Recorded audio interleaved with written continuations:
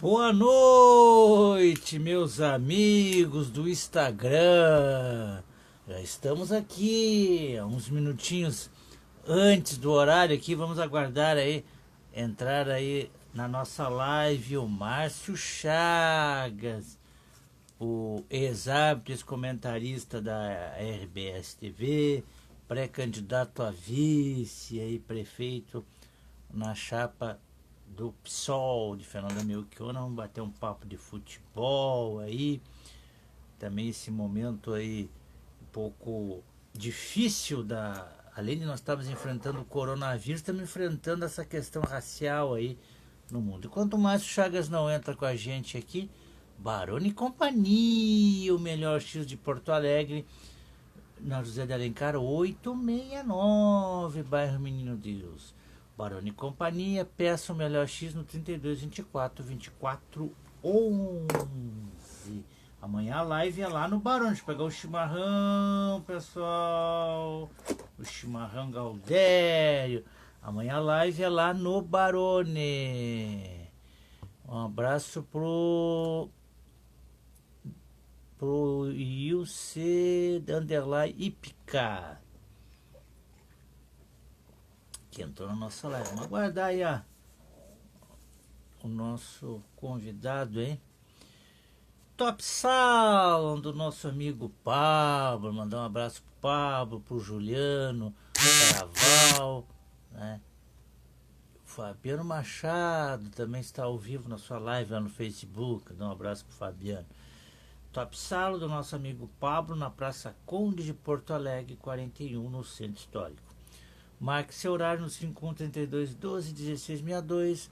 Ou Ábio Pedroso tá com a gente. Ou no 51 98 470 11 86. Vamos aguardar aí. Comecei uns minutinhos antes, né, pessoal? Comecei uns minutinhos antes a live. Sintonia musical, artigos esotéricos, Flora, Santos Orixá, CDs, New Age, tarôs, incensos e agulha para toca-discos, cartas e búzios com hora marcada. Marque seu horário no 3012 7344 ou no outro telefone 3212 5344 ou WhatsApp 51 98 218 44. Avenida Otávio Rocha 49, loja 5, galeria 15 de novembro. Deixa eu olhar aqui. Agora é 9 horas, vamos aguardar um pouquinho o nosso convidado. Bazar da Lúcia, relógios e concertos, todos os modelos, carrilhão, relógio de parede dos Santos Ariosto. Um abraço pro Ariosto, grande Ariosto, grande amigo nosso de muito tempo lá do União da Glória. Não sabia que tinha Instagram, Ariosto. Que bom que tá aí com a gente aí. Bacana, bacana mesmo. Sônia, como é que tá, Sônia? Tudo bom? Grande Sônia. De repente bota no bate-papo aí, Sônia. Aí tá aguardando aí na minha live. Vamos ver se o Márcio não... Nosso convidado, pelo menos não tinha nós tínhamos agendado. Qualquer coisa, bate-papo aí, Sônia. O Bazar da Lúcia, conserto de relógios, todos os modelos, carrilhão, relógio de parede, conserto de joias. O Bazar da Lúcia, na loja 17, na Avenida Otávio Rocha 49, loja 17, galeria 15 de novembro. Tem que ir lá levar uns relógios. Enquanto o Márcio não entra aí, o Gauchão, a princípio, tem data para o dia 15 de julho. Isso é uma informação que saiu na Rádio Gaúcha, né, pessoal?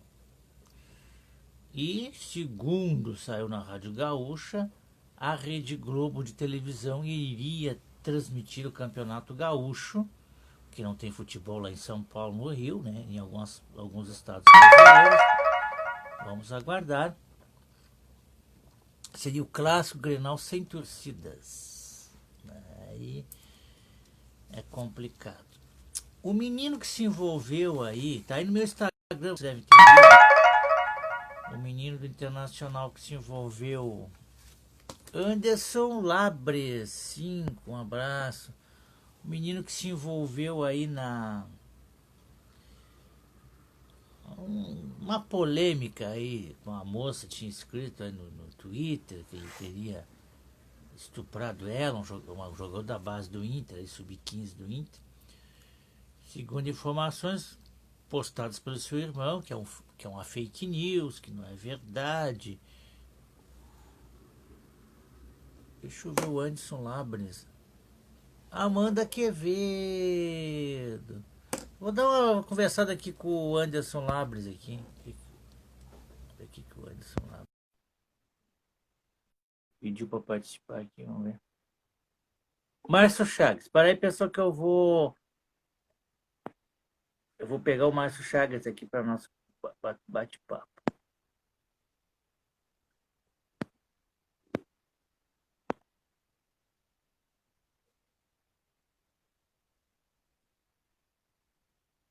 Vamos aguardar o Márcio. Boa noite, Márcio Chagas. Como é que tá, bom? Tudo bom, meu amigo? Como é que tá, Paulo? Tudo bom. Como é que tá, Márcio Chagas? Tudo jóia. Contigo? Márcio, oi. Estamos na luta, peleando. Hoje estava tomando um cafezinho com o nosso amigo Lacerda, aqui na... Até me esqueci o nome da cafeteria, aqui perto da casa dele. Aí encontrei o Lacerda depois de muito tempo, depois dessa pandemia. Olha, o nosso assunto aqui é diverso, Márcio. É diverso o nosso assunto. Mas, primeiramente... Estamos preparados para todos. Primeiramente, queria conversar contigo. Como tu iniciou na arbitragem, Márcio? E como é que... Não sei se tu foi jogador, né, de base, não foi?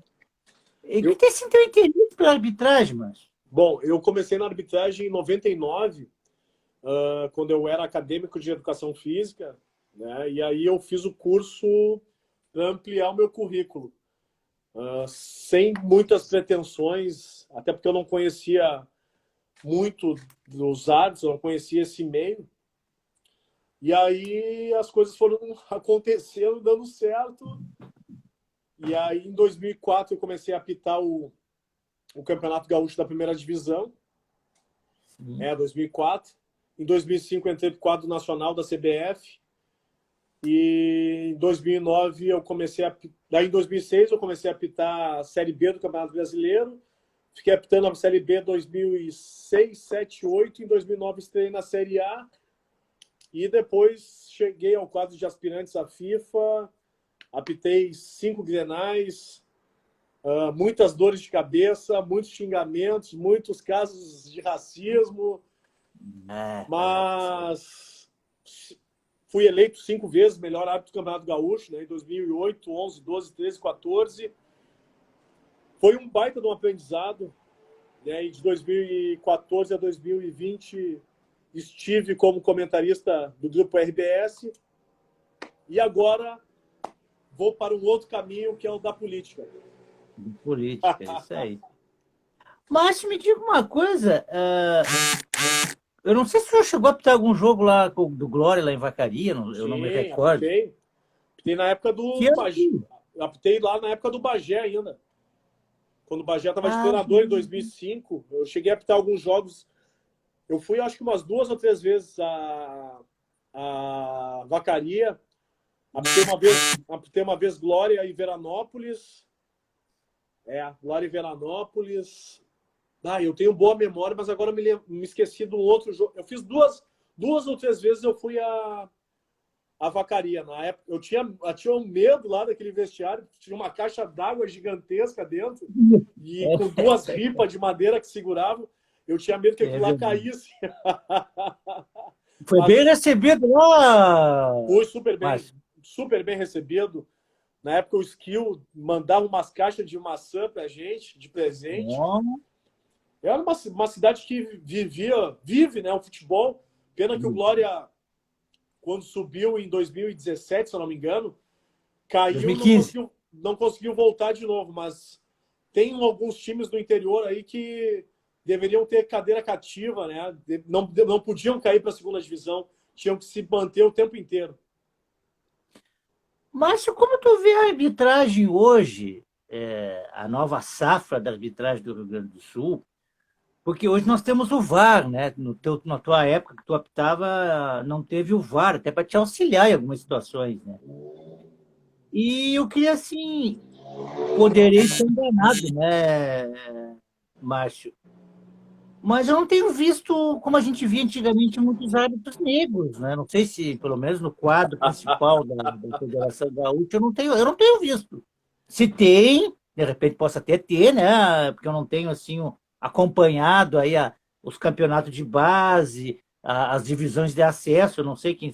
Mas eu não tenho visto, como a gente viu, Marculino, teve, qual é que foi o outro que eu não me recordo, teve vários Tinha árbitros. Fabiano Gonçalves, tinha o Alexandre Barreto, o Marculino, eu, quem mais que tinha? O Ronaldo Santos Silva, Rogério Gonçalves. Tinham Seu João poucos, Lúcio. tinham poucos, mas tinham. Agora não tem mais. Pois é. E não tem mais desde 2014, quando aconteceu o fato comigo e Bento Gonçalves. A represália que deveria acontecer comigo acabou acontecendo com os demais. Então, a federação adotou um critério de não colocar mais árbitros negros para apitar, com medo que acontecessem novos casos de racismo e novamente pudesse ser publicado. Então, infelizmente, a federação ela é conivente com esse tipo de atitude, faz campanhas, né, para passar pano, né, campanhas nada efetivas, campanhas onde ela não toca no assunto de racismo, ela fala em discriminação, mas ela não fala de racismo, com medo que aconteçam casos como aconteceu comigo em 2014. Então a represália ela aconteceu com os demais. Aí vão dizer, não, mas nas categorias de base tem. Tem, deve ter. O ano passado parece que saiu uma lista de quase 500 árbitros da Federação Gaúcha, tem 8. Não chega a 0,5%. Tinha uma menina que era bandeirinha, A eu Tatiana, até entrevistei ela em Vacaria. Ela tá com problema de saúde, parece, né? não, Ela ela acabou largou. tendo um problema de saúde muito sério em Ah, 2013. Em 2014 ela ainda atuou e infelizmente ela não conseguiu mais se manter assim nas exigências físicas que tem nos testes, né? E aí ela acabou saindo. Então não tem nem mulheres negras na arbitragem gaúcha, não tem árbitros e não tem mulheres. Márcio, me diga uma coisa. Eu fazendo uma avaliação, né? Vários árbitros, até eu era adolescente, mas Ó, tu recordo, muitos falou árbitros. no Lacerda, o Lacerda tá aí na área já, ó, tá acenando. Um abraço, Matheus. Um abraço. Teve muitos árbitros polêmicos na década de 70 e 80. Mas eu, Márcio, fico assim muito triste, que quando é um árbitro negro que comete erros que outros árbitros cometem, né? A gente sabe que o Carlos Cima, vou dar um exemplo. Inclusive, eu tenho um jogo aqui, ninguém vai me dizer que eu sou mentiroso, que eu tenho até, se quiser, eu tiro uma cópia e dou para as pessoas que me chamaram de mentiroso.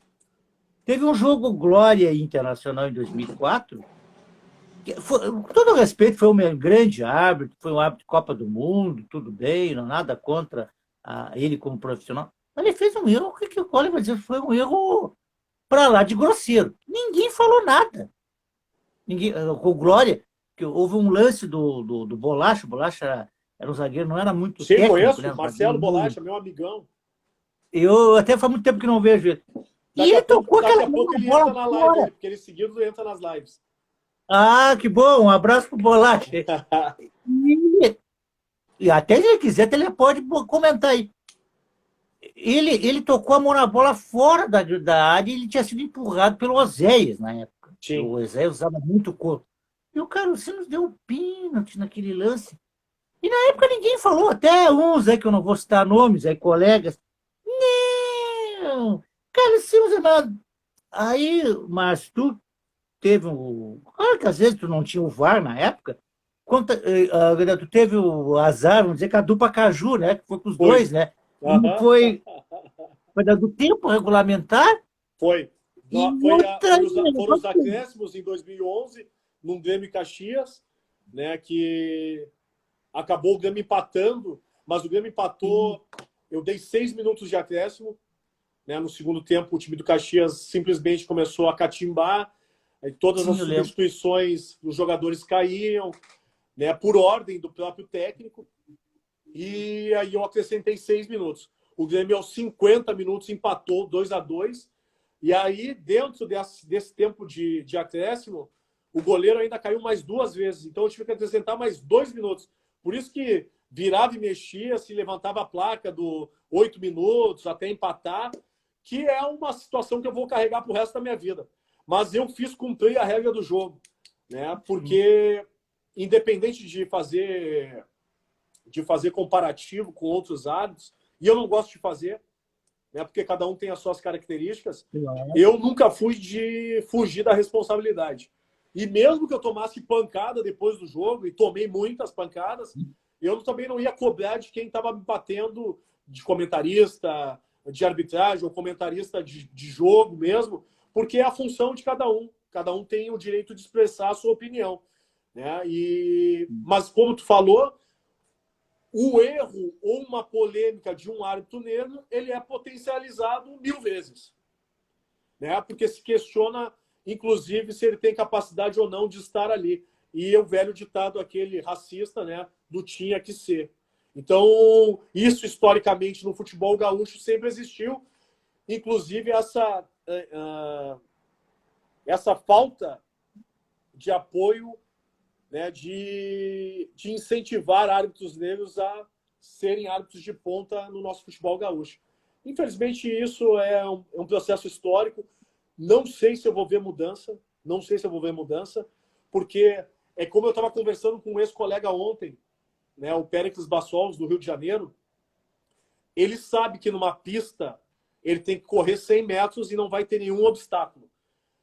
Eu não sei se dentro dessa pista dos 100 metros não vai aparecer uma fumaça, um obstáculo. A concorrência, né, ela não é igual. Sempre no meio, no caminho do negro surge algo diferente que ele tenha que passar para mostrar que ele tem competência para exercer aquela função. E assim funciona até hoje. Não vai mudar, não vai mudar, porque o sistema, enquanto estrutura racista que ele sempre vai botar o negro à prova o tempo inteiro. Infelizmente, é cultural, é histórico, e a gente tem que abordar. O momento é propício para abordar sobre isso. E é verdade, Baixo. Até eu teve uma situação, o pessoal de Vacaria, que me desculpe, estava aí na live, acho. Teve aquele caso que eu falei lá para vocês, na Sociedade Israelita. Teve o caso do Marculino, lá, no jogo com o Pelotas. Depois eu vou me lembrar, o jogo com o Pelotas. Acho que foi 2-2 esse jogo. Que teve um cara chamando o Marculino de macaco. E o Bandeirinha, que é o Bandeirinha branco, até por sinal, nem me recordo que era o Bandeira, viu, Marcelo? Não me recordo, vou ser bem sério, não me recordo, nem que era o quarto árbitro, não me recordo. Chamou o Marculino. Oh, estão chamando o senhor de macaco aí, né? E na época tinha uma torcida organizada que ficava na social do Glória. Não, vou mais tocar o jogo. E naquele tempo a federação estava meia dura, porque teve aquele problema do Zago, que hoje é técnico, e outro Tá, menino que entendi. era do Grêmio. Não Uhum. me recordo, não. Foi num Foi jogo com de o Juventude Giovani, Grêmio. foi com o Giovani do Grêmio. Giovanni, isso. Aí a federação, na época, tomou uma atitude, né? Tiver atos de racismo e tal, tal. E ali o Marcolino não ia tocar o jogo. E aí eu tenho que até elogiar a direção do Glória. A direção do Glória foi na arquibancada. Aí apontaram que era o rapaz que teve deficiência, nem sei se é vivo, o rapaz que era, ele era mesmo deficiente mental mesmo. Ele batia muito no alambrado e xingava o árbitro, ele ficava enchendo o saco do árbitro. Aí tiraram e tal.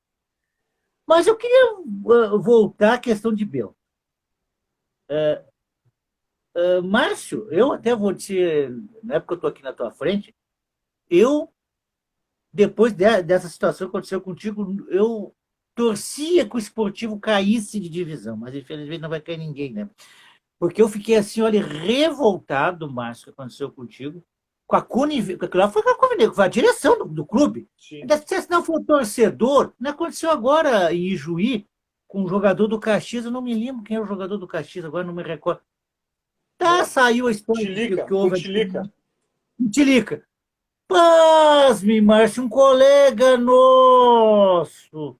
Aí eu fiquei mais indignado. Até nem sei se a SEG tomou providência, porque eu botei lá no grupo da SEG, esse cidadão tinha que ser expulso da nossa associação e ser cassado o direito dele se credenciar. Até não sei se ocorreu. E eu, na época, eu escrevi, eu não me lembro se foi nos meus blogs, eu não me recordo, que a situação contigo aí tinha que ter dado uma pena de uns 30 anos de exclusão para o esportivo dos campeonatos, na minha opinião. Né? Mas não, me parece que a federação só rebaixou ali, né? E ficou a situação por isso mesmo, no campo desportivo, que eu quero falar, né, Sim, Magistrado? Que aí no campo penal tu conseguiu, né, ganhar uma ação de racismo, né? isso. Não, na realidade, o que aconteceu? Isso foi no dia 5 de março de 2014, né, que não foi o primeiro caso, já tinha passado por outros no Campeonato Gaúcho, né, nas copinhas que tem de segundo semestre. O primeiro caso aconteceu em 2005, em Caxias do Sul, depois em 2006, no campo do Cruzeiro, com o goleiro do Cruzeiro da época, que eu me esqueci o nome dele, acho que era o Ortiz, uma coisa assim. E depois, e de 2006 a 2014, eu já não aquecia no campo para evitar os xingamentos, que os xingamentos racistas na Serra eram frequentes, né? E inclusive vários colegas relatam que passam a tarde inteira quando vão trabalhar lá sendo cuspidos, xingados, ofendidos e tal. Então eu evitava de aquecer no gramado para não escutar tantas ofensas racistas, que era volta para a África, nego sujo, nego de merda, macaco, escória, favelado, morto de fome. E um que para mim era o pior de todos, que era matar negro não é crime, é adubar a terra. Que esse dava vontade de ir na arquibancada e sair na porrada com eles. Mas a gente, né, por educação, engolia isso, relatava em súmula, ia para a federação e não acontecia absolutamente nada. A federação sempre foi conivente com esse tipo de situação. Ela sabe que esse tipo de manifestação racista acontece nos estádios pelo interior e aqui também acontece. Tá? Não é só no interior. Tá? E aí, de 2006 a 2014, eu não aquecia mais no campo. Nesse dia 5 de março de 2014, eu cheguei no estádio da Montanha dos Vinhedos, fiquei no vestiário, não fui aquecer no campo para não escutar os xingamentos. Os meus colegas brancos foram, eu aqueci sozinho no vestiário, eles voltaram, a gente conversou, saímos do vestiário para começar a partida, começou os xingamentos. Todos esses que eu falei antes. Acabou o primeiro tempo, novamente os xingamentos. A gente foi para iniciar o segundo tempo, xingamentos de novo. E eram para mim, porque o único negro ali era eu. E aí, no final da partida, novamente. No final da partida, eu parei, fiquei numa distância de uns 5, 10 metros, assim, não me lembro aproximadamente qual era a distância, e questionei um senhor que estava com uma criança e perguntei: é isso que está ensinando para o teu filho? E aí ele me mandou para tudo que foi lá. E vale a pena ressaltar o seguinte: em todos os momentos eu estava com o policiamento que nada fez. O policiamento não fez nada. Presenciou tudo.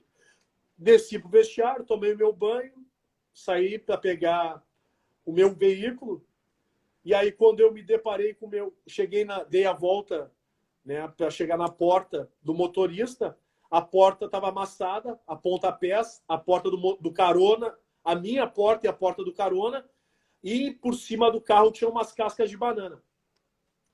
Eu chamei um colega meu, Marcelo Barizon, chamei Barizon, olha o que os caras fizeram aqui. E aí ele ficou perplexo. E aí, cara, que isso? Eu disse, só um pouquinho. Eu vou tirar o carro dessa escuridão e vou colocar um pouquinho no claro para poder fotografar e encaminhar na súmula da partida. Eu fui dar a partida do meu carro engasgou 3 vezes e na quarta caíram 2 bananas do cano de escapamento. Tirei o veículo da escuridão, pedi para um outro colega meu bater as fotos, eu não tirei nenhuma foto do meu telefone, porque o meu pai falecido já tinha me dito isso desde a minha infância. Quando aconteceu uma situação dessas, tu tem que torcer para estar com algum branco junto contigo para comprovar que tu sofreu, porque senão tu vai passar por mentiroso. Aconteceu todo o fato, vim para Porto Alegre, o outro bandeira da partida pediu o tempo inteiro durante a viagem para que eu não relatasse, não falasse nada, com medo que eu pudesse me prejudicar e prejudicasse ele também, né, por tabela, por denunciar o caso. Eu cheguei em Porto Alegre, tentei ir na delegacia, estava tudo fechado, vim para casa e aí custei a dormir, escrevi um e-mail, mandei para a imprensa. No outro dia, o presidente da Federação Gaúcha de Futebol me ligou. E aí me questionou por que eu não havia comunicado ele primeiro. E aí eu falei para ele, porque eu não via necessidade, eu tinha que tornar isso aqui público primeiro. E ele assim, mas tu está expondo o clube, a competição, o Estado e o meu amigo, que é o presidente. E aí eu como é que fico nessa situação? Vocês estão acostumados com isso, eu pago o teu carro. Aí eu falei para ele assim, olha, eu acho que tu não entendeu, eu não estou te pedindo dinheiro emprestado, assim como eu nunca te pedi absolutamente nada, a única coisa que eu estou exigindo é respeito. Mas vocês estão acostumados com isso, eu pago o teu carro. Tu está fazendo uma tempestade num copo d'água. Vocês estão acostumados com isso. E aí eu disse para ele que eu ia levar a história adiante e ele me deu um recado. Bom, tu sabe que a tua carreira vai ficar por um caminho. Bom, aí aconteceu tudo isso aí. Eu fui na segunda audiência do caso na Federação Gaúcha de Futebol e o advogado de defesa do esportivo teve a coragem de dizer que chamar um negro de macaco não seria nada ofensivo, mas se deparar com o veículo com as portas amassadas, isso sim era doloroso para um homem, porque brasileiro é apaixonado por carros, conforme a propaganda dos postos Ipiranga. E aí foi motivo de risada dentro do ambiente, não tinha nenhum negro como auditor, advogado lá dentro, todos riram, eu virei motivo de chacota, mais uma vez. Eu me levantei, a minha vontade era sair socando eles, mas eu estava com um amigo que me pegou pelo braço e a gente foi embora, porque se eu tivesse batido, eu perderia toda a razão, né, da causa. E aí eu pensei, bom, eu vou processar, e como eu processei o Clube Esportivo de Bento Gonçalves, na primeira audiência de conciliação, o advogado de defesa do clube me ofereceu R$5.000 parcelados em 10 vezes de 500 para encerrar o caso. Porque, segundo ele, aquilo ali tinha sido uma invenção minha para me promover. E aí eu disse para ele, eu não aceitei, óbvio, né? E aí ele me perguntou, mas quanto é que tu quer, então? Quanto é que tu quer? E eu disse, eu não vou te dizer nada, quem vai falar vai ser meu advogado. E aí teve a segunda audiência com testemunhas. E aí foi o Marcelo Barizon, que era um bandeira, que estava trabalhando comigo naquela noite, e o Adriano Chuva, que era um jogador do próprio esportivo. E aí, quando o Adriano Chuva entrou para depor, o advogado perguntou para ele, surpreso, né? Mas o senhor era jogador do esportivo? E aí ele disse, sim. Mas o clube está te devendo algum salário atrasado? E ele disse, não, o clube, muito pelo contrário, sempre honrou com os compromissos. Eu estou aqui por uma causa muito maior, que é para apoiar o meu amigo Márcio, que é um irmão de cor, igual a mim, que se eu não viesse aqui depor, eu estaria traindo a história da minha negritude. E aí ele depôs, tanto que ele falou, e todo mundo sabe quem foi que fez, né? Eu não posso dizer porque eu não tenho a prova, mas todos os jogadores e diretores lá sabem quem foi que fez, só que preservaram o cidadão para não expor, para não ser preso, né? Porque racismo é crime e é um crime inafiançável. E aí eu ganhei a causa o ano passado, o valor foi R$15.700.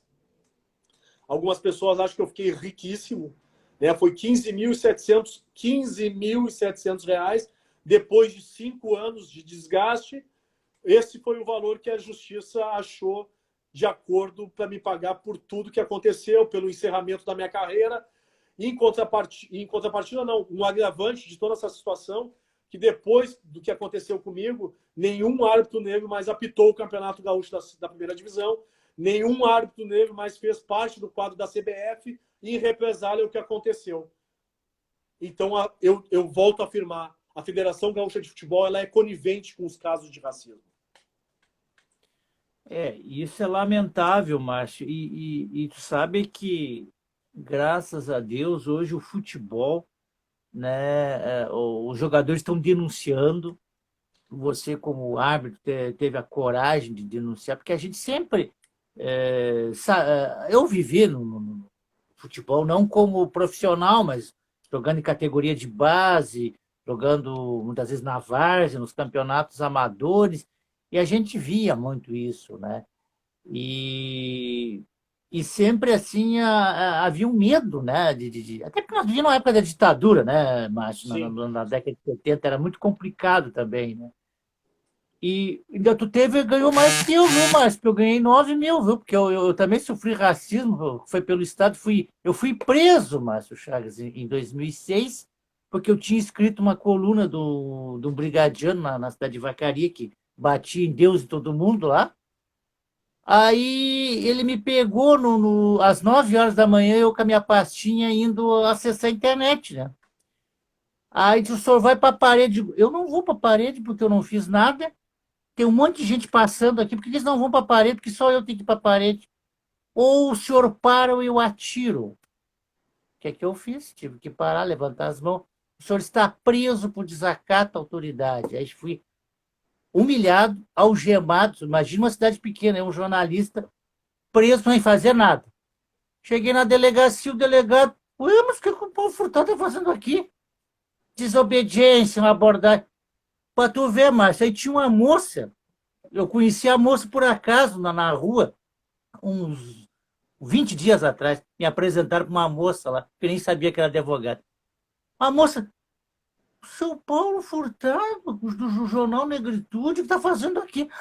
Ah, o senhor é jornalista? Ah, nós vamos tirar as algemas do senhor, o senhor não oferece perigo para a sociedade, o senhor nos desculpe. Graças a uma moça que foi minha testemunha, uma advogada branca que estava lá. Teve um cliente dela que estava lá, não sei o que houve, que o cliente fez, estava preso, estava para ser preso lá. Ela foi minha testemunha depois. Ganhei 9 mil, macho, sabe? Levei um tempão para processar o Estado. E eu tive a sorte, macho, sabe? Que peguei a minha advogada, foi minha ex-professora do primeiro grau. O marido dela já faleceu recentemente, ela foi promotor de justiça de Vacaria, que fizeram um belo trabalho, senão eu não tinha ganhado a causa, mas eu não teria ganhado a causa. E lá o juiz de lá inocentou os brigadianos. Aí eu ganhei no recurso aqui, né? Aí foi por unanimidade aqui no TJ, que foi racismo, eles botaram racismo na sentença, né? Deram os 9 mil por crime de racismo, o Estado teve que me indenizar, né? Tudo bem, mas ganhei 9 mil, mas o constrangimento não paga isso, né? Não paga isso. Tá, eu ainda tive coragem. Quantos que acontecem em abordagem? Quantos negros foram até mortos? Houve caso em Porto Alegre, uma época, que estava um rapaz negro com uma moça loira no carro, deram um tiro achando que era um sequestro, era o marido da mulher. Uhum. Aqui no caso do homem errado, mas esse é histórico, né? Torturaram o cara. Não aconteceu nada. Não, sabe o que mais me indigna, Marcelo? Agora nós estamos na pauta dessa questão dos Estados Unidos, da violência policial, que no Brasil não acontece nada. Esses policiais muitas vezes fazem horrores, se não matam, espancam, humilham os negros e continuam dentro dos quartéis, inspetores de polícia. Uma vez teve um que me agrediu numa academia de capoeira na cidade de Vacaria, que eu tentei processar, não consegui. E eu fui a minha testemunha, sabe quem foi? que hoje é vereador lá em Curitiba, que era meu mestre de capoeira, foi o cara minha testemunha. Mas não aconteceu nada, que o policial tá lá enganando lá. Olha, olha Também se só, Paulo, aposentou. que interessante essa colocação aqui do Thiago. Uma vez eu estava em uma visita na Rota dos Vinhos, lá na Serra, a mulher que era guia turística comentou com muito orgulho: tem famílias aqui com 5 gerações sem misturas de raça. Tipo assim, da perpetuação, né, que agora está muito em pauta aí, da supremacia branca, né? É, Então, se tá, e isso é uma questão que me dá muito medo, né? Inclusive de um exército aí que está sendo montado dos 300, né? Que é para acabar com as ditas minorias, né? Que na realidade nós não somos minorias, nós somos a maioria do país, né? O 54, 55% da população se autodeclara mestiço, negros e pardos. Tu imagina se esses que se intitulam supremacistas inventam de sair armado e matando toda a população que eles acham que não deve existir no nosso país. é lamentável, Márcio. E essas coisas, ainda bem que agora vem pouca, né? Essa morte lá do George Floyd, né? Isso. Nos Estados Unidos.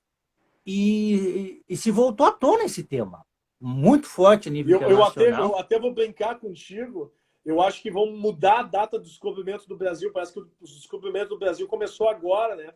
Agora que É, começaram a reconhecer o racismo, a desigualdade é, social, a desigualdade racial, né?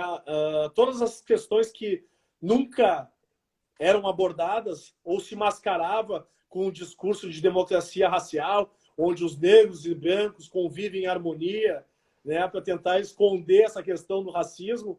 Agora o Brasil está sendo descoberto novamente. Então acho que vão mudar até nos livros de história a data do descobrimento do Brasil. Agora viram que tem negros que sofrem com genocídio, né, que a população negra recebe muito menos do que um branco, que as mulheres negras elas recebem muito menos ainda, né? E várias outras questões de desigualdade que acontecem no nosso país estão vindo à tona, né? Em virtude de um descobrimento da população novamente. inclusive, né, Márcio, o Zumbi levou 300 anos para ser reconhecido como herói brasileiro, E imagine, está né? e tá sendo desconstruído agora com esse rapaz aí que está na frente da fundação, né? É outro problema, né? Outro. Bravo. Márcio, falando um pouquinho agora do futebol, antes que eu quero entrar também no assunto que nos interessa, aí, que é o assunto político, aí. Ah, tu foi comentarista da RBS de arbitragem, né? Sim. E eu observei, às vezes, da tua forma de comentar, tu sempre comentou a parte técnica, assim, Dos dos árbitros? hábitos. Não, eu não vou citar nomes aqui, que eu não quero me incomodar, viu, Marcelo? Não que nem uns colegas nossos, não vou aqui citar nomes, né? Que fica dizendo horrores dos colegas, porque o colega entrou por apadrinhamento. Não, porque, na verdade a gente não quer ouvir se o cara entrou por apadrinhamento da CBF, se o cara entrou. A gente quer saber o cara Se é bom ou não é, se é durante bom o ou não é, jogo. né? É isso aí. Durante o jogo. A gente não quer saber antes do jogo se o cara é isso, o cara é aquilo, né?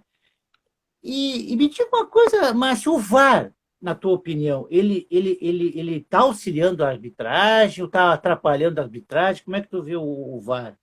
Eu vejo como uma ferramenta muito boa, mas ela não é bem aplicada ainda, né? Deveria ter um treinamento constante, e isso não acontece em virtude da gente morar num país extremamente, tipo assim, um continente aqui, é tudo muito distante, né? A região sul, da região norte, da região nordeste, então se tem uma dificuldade para se adotar, inclusive, a questão dos critérios que vão ser trabalhados numa partida. O VAR, na realidade, ele teria 4 funções: de definir se é pênalti ou não é pênalti, né? Aqueles lances mais ajustados na entrada da área, uma simulação.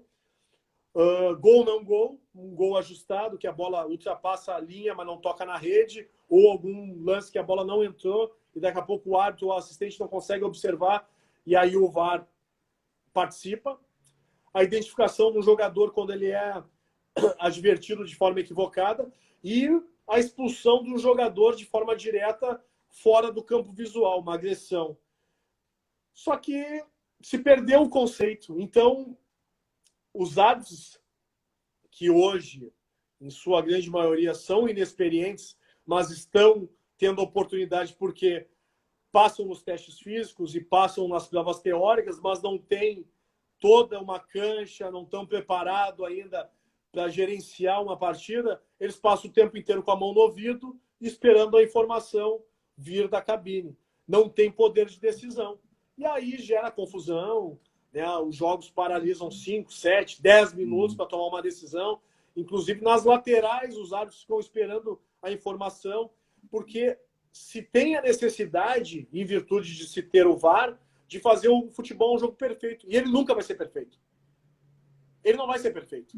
Né? Os erros continuarão, só não vão continuar acontecendo os erros grosseiros que aconteciam antes. Esses não vão existir, tipo um impedimento, isso não existe mais. Só que a preocupação de se fazer um jogo perfeito fez com que os jogos fiquem paralisados, as decisões, mesmo com o auxílio do VAR, não tenham tanta clareza, e aí se abre discussão sobre a necessidade ou não de ter essa ferramenta. Hoje, o VAR no Brasil, ele só sanou um problema, que eram os lances de impedimento. O restante gerou dúvida, porque os lances de interpretação, que não são para serem auxiliados pelo VAR, são auxiliados pelo VAR. E aí se cria uma discussão pós-jogo de durar dias. Então, hoje o VAR ele não tem a utilidade que deveria se ter. Né? Na Europa a gente consegue entender, e eu não faço comparativo, até porque é bem diferente, né? Mas na Europa se tem um respeito maior pela decisão. Né? Não se tem um questionamento. Aqui, inclusive, no Campeonato Carioca do ano passado, se trocou o lugar da posição do VAR para que não tivesse a interferência dos técnicos para querer conferir o que estava sendo definido, o que seria definido. Então, não se tem uma educação para respeitar a decisão do árbitro. E aí, por enquanto, o VAR não foi eficaz. É isso que tu quer saber? É essa a minha opinião. A tua opinião é que o VAR não... Ainda não foi, mas eu torço que não seja. Me diga uma coisa, Márcio. Foi não digo um impacto, mas eu digo foi assim uma surpresa no meio futebolístico, né? A tua indicação como vice da Fernanda Melchiona, né? E como é que se passou essa negociação? Como é que foi assim, o convite, né? Assim, o teu planejamento assim, para essa candidatura, a pré-candidatura a vice-prefeita na chapa da Fernanda Melchiona, tua opção? Bom, eu conheci a Fernanda Melchiona em 2014, logo depois do fato que aconteceu em Bento Gonçalves. O próprio partido, né, o PSOL, me convocou para um evento e fizeram, né, uma fala bem importante sobre a questão do combate ao racismo no futebol. E a partir dali a gente começou a trocar figurinhas e tal, informações com relação a várias questões que vinham acontecendo não só no futebol, mas também socialmente. E o ano passado aconteceu um fato bem marcante para mim, que foi a questão daquela matéria que saiu no UOL, né, quando eu denunciei os casos de racismo que vinham acontecendo na Serra Gaúcha, principalmente no Alfredo Jaconi, e novamente a gente voltou a se falar, né, porque foi uma notícia assim, que rendeu bastante assunto para a abordagem da questão do racismo, que sempre se mascarou, né, sempre se mentiu que o racismo não existe, que a gente vive numa democracia e todo mundo se respeita. E isso é mentira. E aí, no final do ano, eu fui convidado para participar de um evento das torcidas antifascistas e eu fui proibido de ir. Fui proibido de ir pelo meu ex-chefe. Ele não deixou eu ir. Ele disse que não era para eu ir. E ali eu comecei a... Só um pouquinho. Eu vou participar de um evento em novembro sobre a questão da temática negra, que é um assunto importante, ele brecou, disse que se eu fosse, eu seria penalizado. Eu acabei não indo. Não indo. E aí conversei com a Fernanda novamente. Em janeiro eu acabei me filiando ao partido. Acabou com algumas situações que já vinham se desenhando com relação ao meu desligamento dentro da empresa, porque eu, de certa maneira, pelo meu posicionamento nessa luta constante do racismo, eu não estava sendo mais bem visto dentro da empresa, porque tinha uma pressão muito forte de patrocinadores, uma pressão muito forte da federação, porque estava expondo demais essa questão racial, e eles não estavam gostando mais disso aí. E aí culminou que em março eu recebi umas férias forçadas, no meio da competição. Quando eu voltei em abril, eu recebi o meu chapéu e fui embora. No dia que eu recebi a minha demissão, que foi no dia 24 de abril, a Fernanda entrou em contato comigo e me fez o convite. E eu disse para ela que eu queria pensar, até porque eu estou com uma situação bem difícil na minha família. A minha esposa está fazendo um tratamento de um câncer e tal. E então eu disse para ela, olha, eu não estou no momento para te dar essa resposta. Eu tenho que conversar e eu tenho que esperar para ver se realmente essa situação pode se desenhar. Porque eu sei que a campanha política vai ter um desgaste emocional, um desgaste físico, né? vai ter. Eu tenho que me preparar emocionalmente para enfrentar tudo isso que pode vir a acontecer. E aí ela voltou a falar comigo de novo no início do mês de maio e tal, começou a se desenhar a possibilidade, e aí eu disse para ela que eu iria aceitar o desafio, principalmente para tratar das questões de uma educação antirracista nas escolas, de tentar propor a iniciação esportiva nas escolas e nos parques e praças, que é necessário e não acontece hoje, né? E o restante a gente desenvolveria no longo do processo, né? As políticas públicas que devem ser abordadas, como a questão do transporte, segurança e outras tantas, saúde, né? E outras coisas que a gente tem que desenvolver juntos, né? Inclusive amanhã ela está chegando a Porto Alegre para a gente sentar, se organizar e começar a planejar todos esses temas, mas eu me senti lisonjeado pelo convite, pela confiança dela, mesmo sabendo que eu não tenho histórico político, mas que eu posso contribuir de alguma maneira para tentar transformar essa cidade que, para mim, ela é extremamente segregadora. Eu vejo Porto Alegre com lugares de brancos e lugares de negros. Eu não vejo uma união de povos, né? E isso é muito ruim para o desenvolvimento de uma cidade.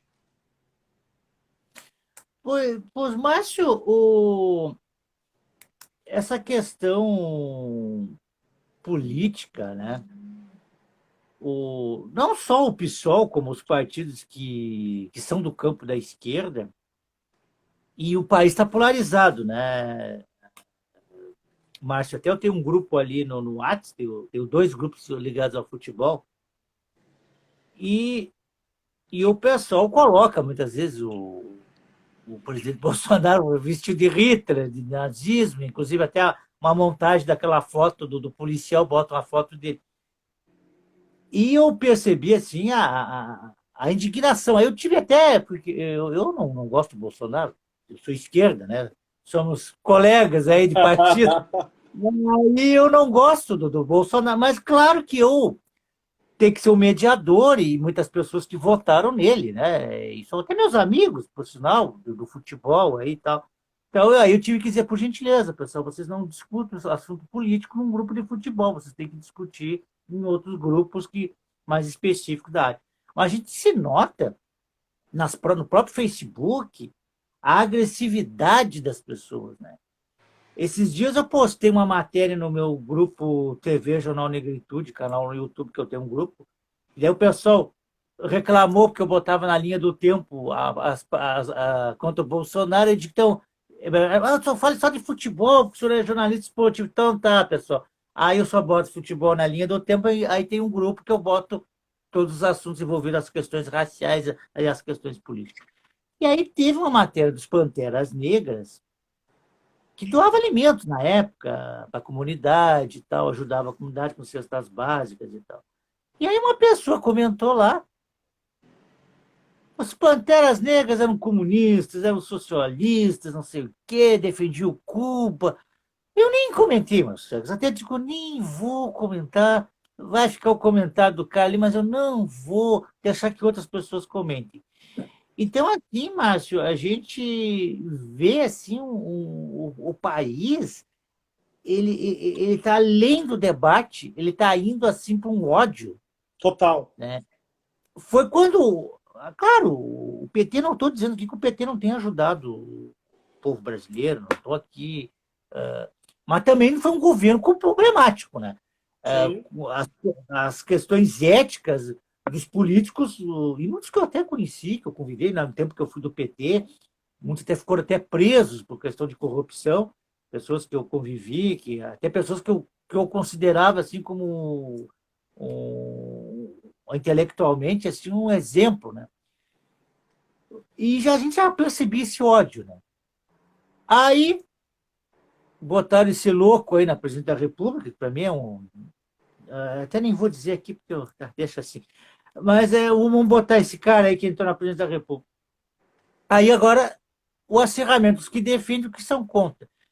E como tu vê, Márcio, essa campanha municipal, tu acha que vai ser um reflexo do que foi a campanha presidencial? Eu acho que sim, vai ser uma campanha polarizada, né? Tudo hoje no país está polarizado. E aqui a marca da polarização, ela inclusive, ela se define no próprio futebol, né? Ou tu é Grêmio ou tu é Inter. E aqui ou tu é direita ou tu é esquerda. Né? As pessoas não conseguem entender que, de repente, tenha um centro que pode dar um equilíbrio. Né? Infelizmente, se polarizou nos últimos anos de uma maneira odiosa quem não segue determinadas lideranças. Eu concordo contigo com relação a. Eu torço para o desenvolvimento do país, mas eu, sinceramente, eu tenho as minhas ressalvas com relação ao atual governante pelos posicionamentos e pelas falas que ele tem. Né? Falas racistas, falas homofóbicas, desrespeitoso. Eu acho que o líder de uma nação ele tem que ter equilíbrio emocional, inclusive para ser atacado. Né? Porque tu está assumindo, tu não é um Grêmio estudantil, né? É uma nação.